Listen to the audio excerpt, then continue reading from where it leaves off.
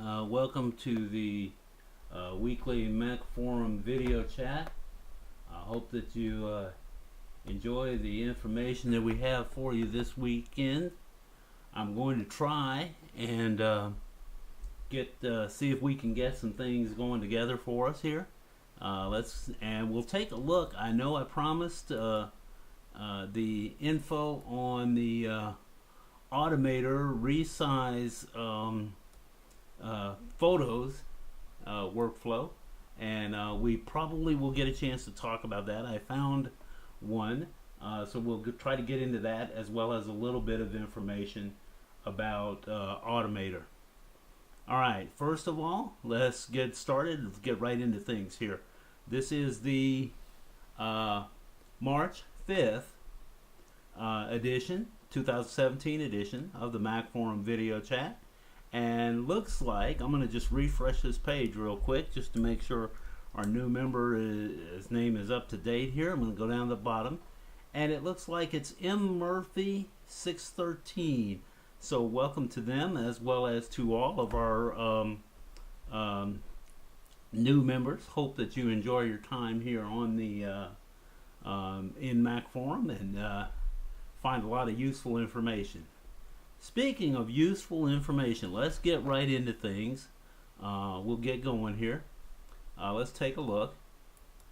First of all, I want to get into something that I personally have not been able to test, but it's a helpful bit of information. It's how to remove certain things from the Apple Watch dock. And as you can see, this is a member who wants to remove the Now Playing app from the Apple Watch, from the dock, okay? And one of our other members pointed out the solution, and here it is. Thanks, Lisa, for that bit of info. Here's how you deal with it. This article, which comes to us from City of Geeks, is a good primer on the watchOS 3, how to use the dock, and how to do a variety of different dock-related activities. Background app refresh, as you can see, launching things from the dock, and about roughly halfway down the page is add or remove apps from the dock. Now, I can't test this one at the moment because I'm not an Apple Watch user yet. Haven't convinced the missus that the watch is a good idea, but hey, that's a different issue. Let's go ahead and so if you're interested in the Apple Watch and you want to make some changes to the dock, this is probably a good place to start looking for answers to your questions. Alright, now I'm going to jump away from the forum roundup for a minute.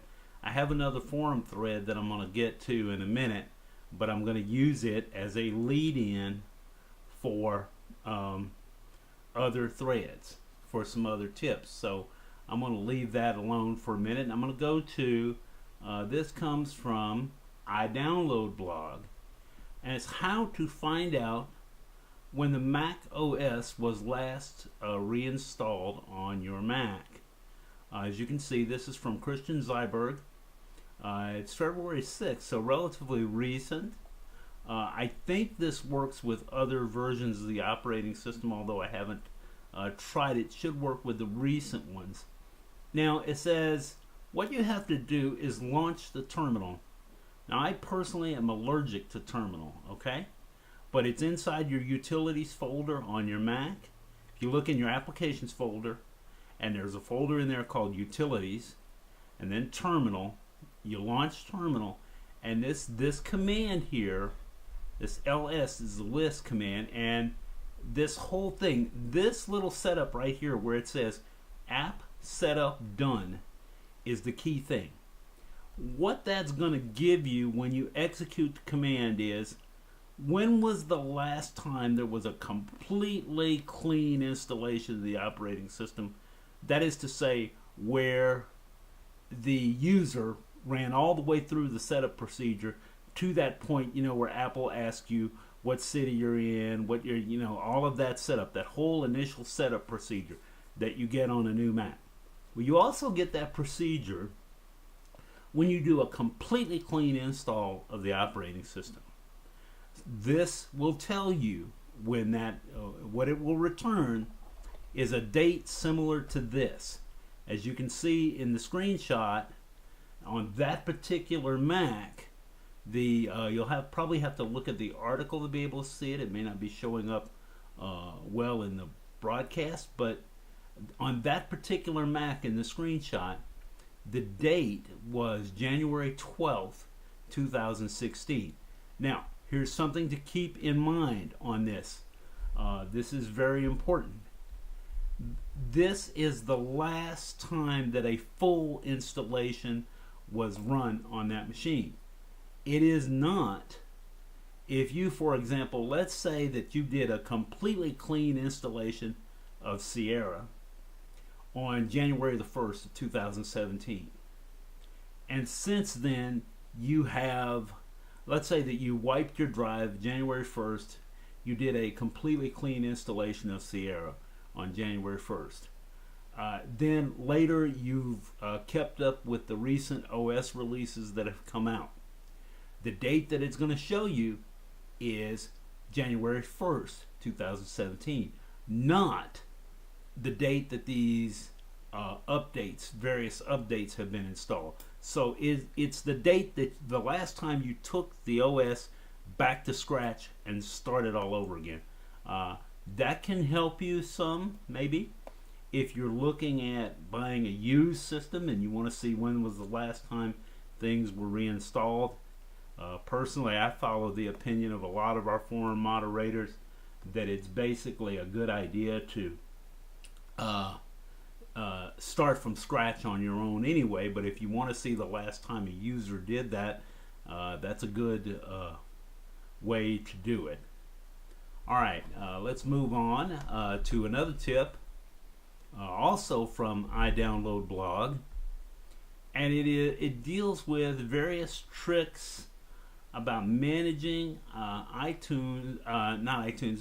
but managing Mac Windows, the application windows on your Mac, and it shows you things like how to minimize them, whether you want to minimize them to the dock or into the application icon or into the touch bar side of the folder that's on the side of the divider bar.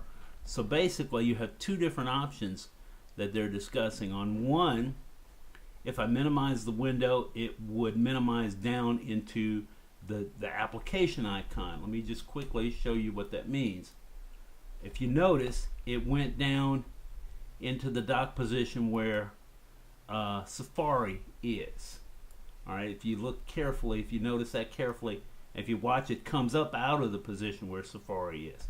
That's because I've gone into the dock settings and I've set it to minimize Windows into the application icon. If you leave this unchecked, then it minimizes over here, way over here next to the trash can, and each window takes up a little bit of space over here. So that's going to take up a little more space. I've got mine set to minimize into the icon, as you can see. There are some other things about quickly resizing windows, maximizing the windows, full screen mode, a variety of tips there. I won't go through all of them. We got into a little bit of a rush with show prep this afternoon, so I didn't go through all of the commands in my notes. They're there for you to see. And let's move on now to, this is something from InfoWorld. And I found this article.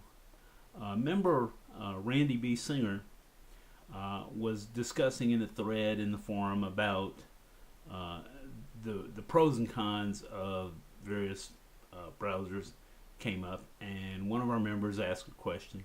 Randy pointed to an article about 13 things that people do not like about Chrome, and this is the original article. as you can see, it comes from Peter Wayner over at InfoWorld. And this article talks about several things, pros and cons of various browsers, including, which ones seem to be better at running JavaScript, which one seems to be doing a little bit better at some of the security issues. It's not just about the problems that some people have with Chrome. It's where other browsers may shine in comparison to Chrome and Safari. So it's a good read, particularly if you're looking at some of the alternate browsers on the market. All right, and then here, last week, I promised you guys last week that I was going to deal with an issue about resizing photos. Batch resizing of screenshots rather, but the same thing could be applied to photos. And it's going to involve the use of Automator. The workflow that I built last week, kind of as a quick and dirty test last weekend, worked, but it did it in a kind of clumsy way. And as I was doing some searching yesterday and today, I stumbled across this one. It's one of a number of Automator tips from March of 2017. This is Macworld UK, and we're going to get to that in just a second. Before I launch into the tips on using Macworld to build this workflow, I'm going to show you a little bit. I said Macworld to build this workflow. What I mean is, before we build this workflow in Automator, I want to show you a little bit about the basics of working with Automator. And to do that, I'm going to bring up my I'm going to get rid of my browser window for a minute, and you can see here on my desktop I have built a workflow that what it does, I've saved it as an application. We'll show you how to build the workflow in a minute. What it does is it launches my iTunes player and it starts playing my a playlist. In this case it's blues. I could set it to any playlist that I wanted to play. Let's just watch and see. I'll let you see that it actually does work. Now what happens here, it's going to take it a second to launch, and here we go. And now iTunes, as you can see, iTunes is coming up here in the background. Now this whole thing runs without me having to intervene at all. I don't have to do anything. Now I don't know if you can see it. Right now it says it's country because that's what's clicked on over here in the side. But the song that's actually playing is an AC Reed song called "These Blues Is Killing Me." Alright? Now, the way I built this playlist, the way I've done this, is that it will, if I launch this again, it should shuffle the playlist and play that blues playlist. Now, here's the flaw in what happens. And this seems to be a little bit of a bug that other users have discovered.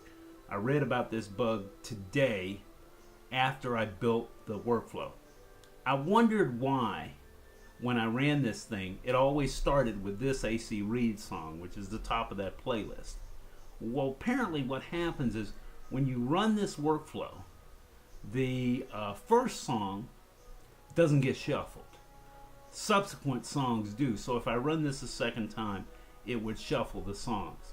So what I'm going to do is I'm going to go ahead and I'm going to close iTunes right now just to show you that it will launch it. And we're going to build this real quickly, and I'll let you see how I did it. Alright, here's what we're going to do. And while we're doing this, we'll get a chance to learn a little bit about Automator. I've got Automator open in the down in the bottom. When I launch it, Automator asks me what I want to create. I can create a workflow, which is something that has to run inside of Automator. I can create an application, which is what I've created here, it behaves like just like a regular OS 10 application. Automator does not have to open up for this to run. I can create a service, which is one of those things that appear in the right-click menu. A service would appear right here in this little menu. Okay, I can create a printer plugin, a folder action, a calendar alarm where the calendar alarm triggers something for iTunes or AppleScript to do, an image capture plugin, and a dictation command. Now, the one that we want in this case, because I want this to run as an application, I'm going to go in and I'm going to choose application for that template.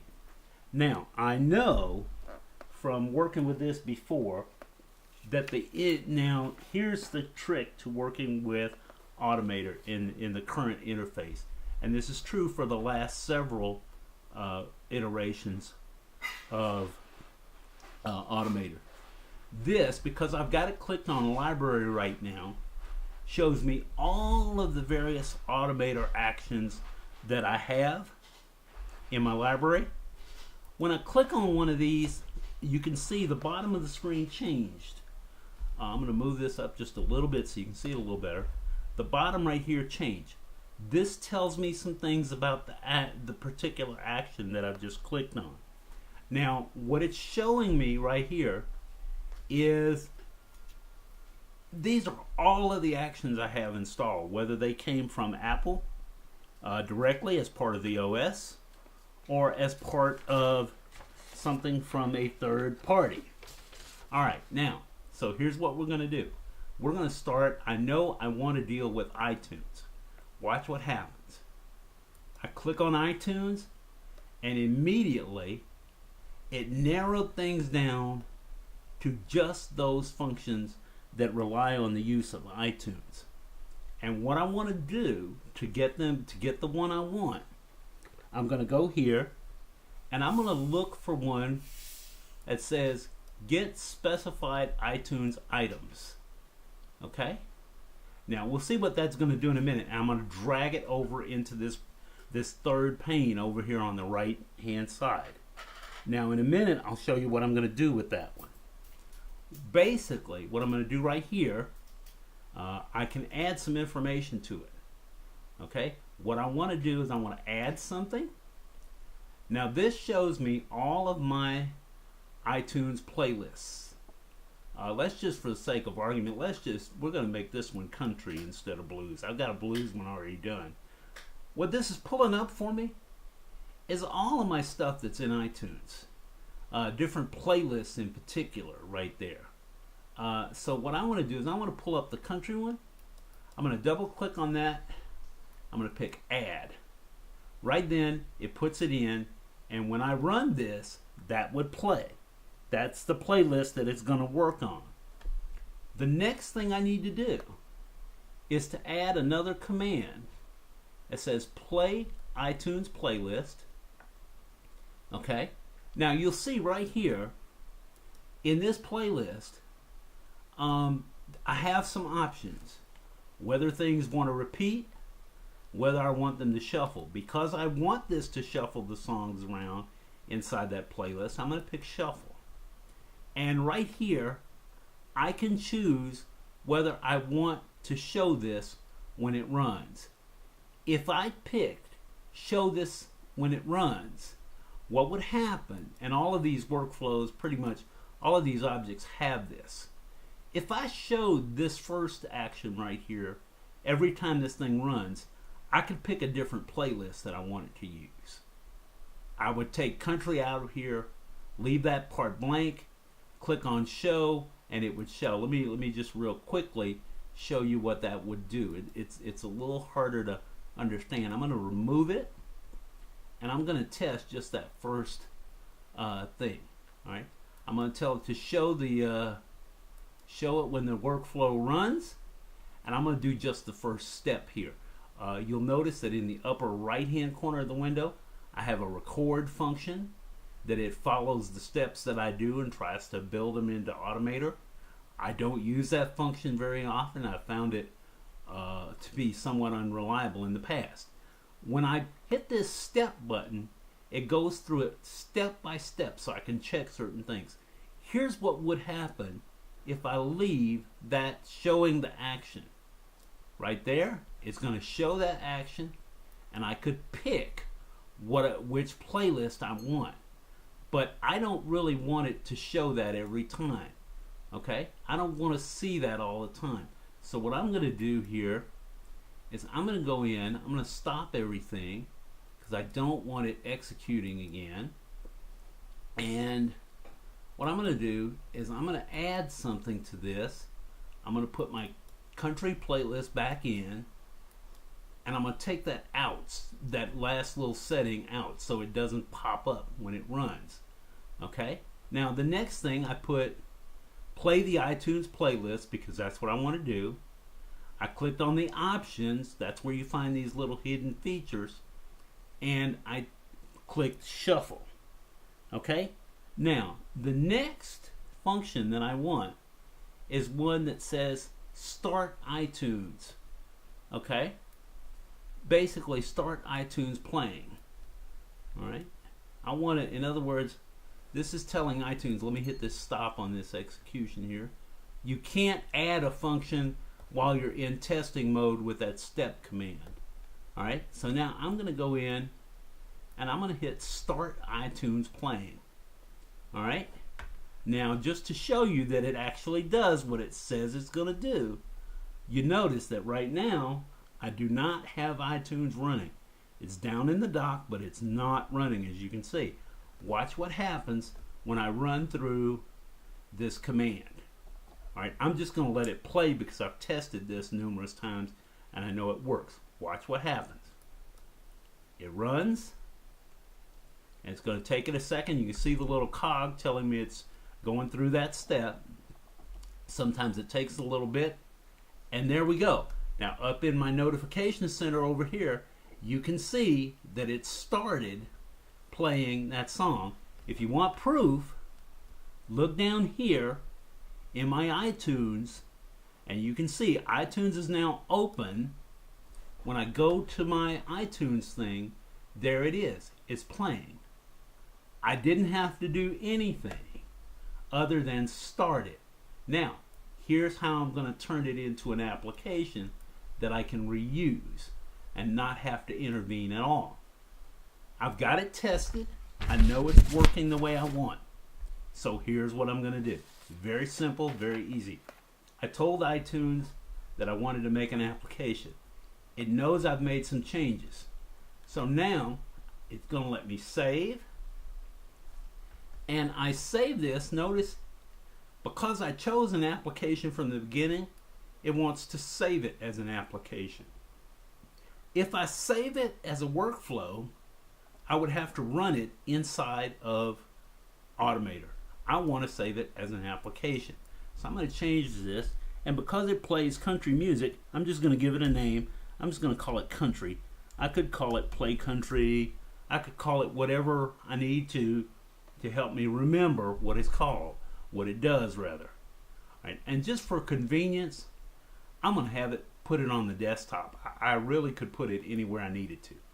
All right, now you'll see, takes just a second, and there is this application that's been built that says country. Now watch, I'm going to do one more thing here. I have a tendency to, when I build a workflow, once I know it's working, I'm going to go in and basically create a duplicate and then save it. But this time, I'm going to save it as a workflow. And the reason I'm going to do that, now I'm putting these on the desktop, but I could put them anywhere I wanted to. I've got an entire folder of this kind of stuff, playlist. I'm going to call this playlist player. All right. And here's why I'm doing this. I'm going to show you a little trick about these workflows. Now, we spent some time building this first one. I'm going to close it out. I'm going to show you a neat little trick. All right. I'm going to close the other one because we know that works. We've already used it. Here's the one I just saved called Playlist Player. It's basically a template. I can go in here now. I can get rid of this country playlist that's in this first step, add, and I can pick something different. All right, I'm just going to, because it's close by, I'm going to pick the one for Concrete Blonde. Okay, notice I've got it here, and it says Concrete Blonde is in the first step. Because I know the workflow works, I'm going to now save it with a different name. I'm going to give this the name. I'm going to force it to duplicate here, so it'll give me a way to save as a different name. Alright, I'm going to go here. I'm going to pick save. There used to be a save as command for this, but now I'm going to just call this, for the sake of argument, Concrete. Alright, now notice I didn't recreate the whole thing. All I did is save that one step, and apparently I can't spell concrete tonight. But there you are, and it's going to save that, and in a second you'll see it. Now it saved it as a playlist because I'm as a template, because I made a small mistake. I didn't choose save as an application when I went to save it. So let's go back. I'm going to deliberately close it, reopen it, so I know that it's been saved. I'm going to go here back to playlist player, and I'm just going to do something to force it to realize that I want to save it again. Alright, I'm going to pick Concrete Blonde again. I'm going to add that in. Now I'm going to save it again, but this time I'm going to be a little more careful about what I do.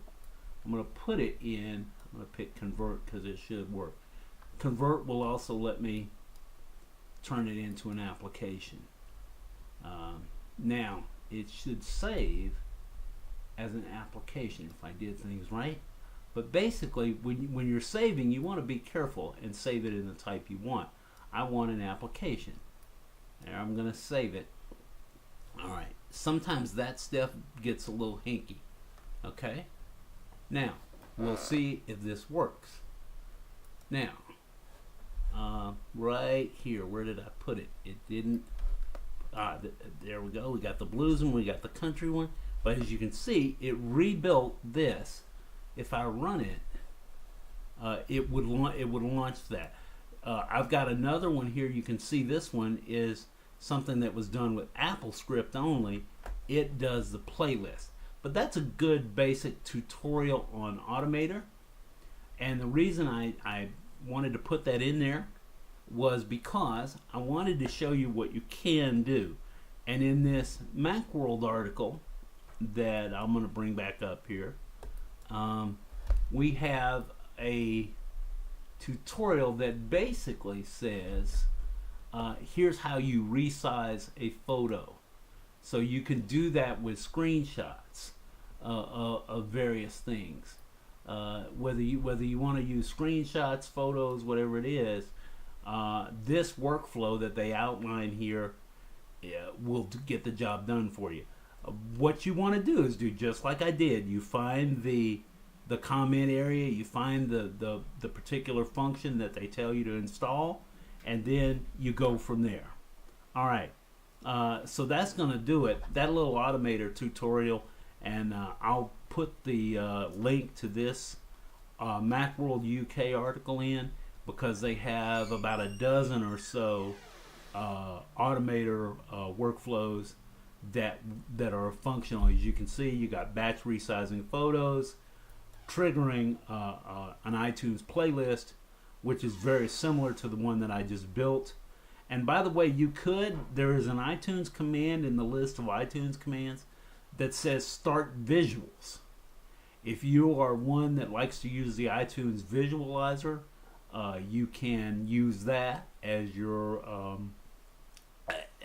and start that as well. So that's a good one. There are others here about dealing with PDFs, converting a text file to audio. So as you can see, there are a number of things that you can do here, and this just barely scratches the surface. I will say, just in case somebody from Cupertino accidentally tunes in this thing, could you guys do something to goose development of some Automator action steps, the actions. Those little individual commands are called Automator actions.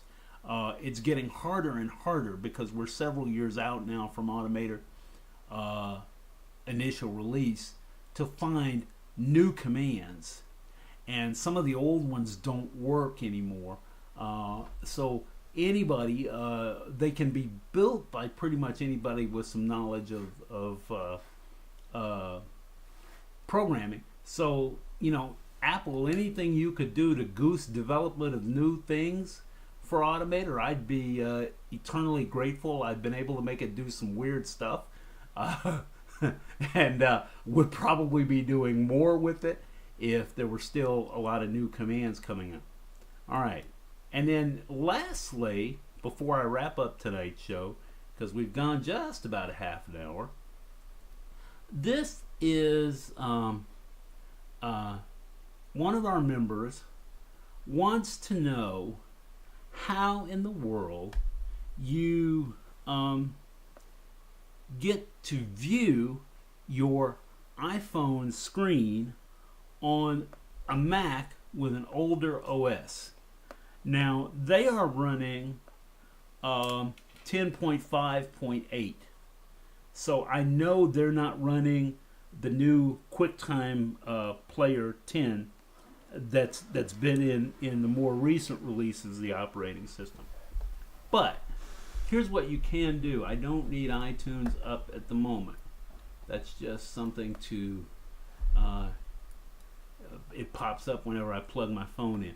I want to show you one way. If you're running the QuickTime Player that's current, the last several iterations of OS 10 have included this version of QuickTime with the little blue icon here that replaced QuickTime Pro. And here's how you can get your phone and view it on screen. I'm going to get my my Safari window out of the way just to get rid of some of the clutter. And now I'm going to show you how to do this with your existing version of iTunes QuickTime Player, and we're going to see how this works here. I'm going to get QuickTime up and going. I'm going to let it launch again here. I had it open, but I want to get it up and going. Now I'm going to go to QuickTime, and here's what I'm going to do. There you see I've got QuickTime open there. I want to do a new movie recording. I don't want to do a screen recording because that's just going to record what's on my computer screen. In this case, I want to see what's on my phone. Okay, so I'm going to do a new movie recording, and here's what I'm going to do. You don't want to see my face at the moment. I'm going to go to this little icon right here, right next to the record button, and I'm going to pick, in this case, I'm going to pick my phone as soon as I find it. The print's kind of tiny. Alright, I don't need to air pair it because that's a complete, there we go. Now after a second, as you can see, well, it didn't change for a second there. What is the deal? And iTunes picked up again, thinking that I have done this before in a previous show. So if this doesn't work well, I'll cut that video clip in. You can see I'm getting a beach ball for a second here. That does happen sometimes. It's not a huge issue, and I'm going to wake up my phone, which is what I should have done first. Okay, and it should show me this worked earlier. Let's see. There, we got that, and we got that's what I goofed up on. You got to make that. You got to be careful where you make that selection. Okay, you notice my iPhone name appears twice. Once as the video device up here at the top, once the audio device at the bottom. Now, and from here you can see your screen, and I can I'm going to go back to my home screen just for the heck of it. As you can see, there's my home screen. And I want to point out something. I did not realize this when I did it the first time. Okay?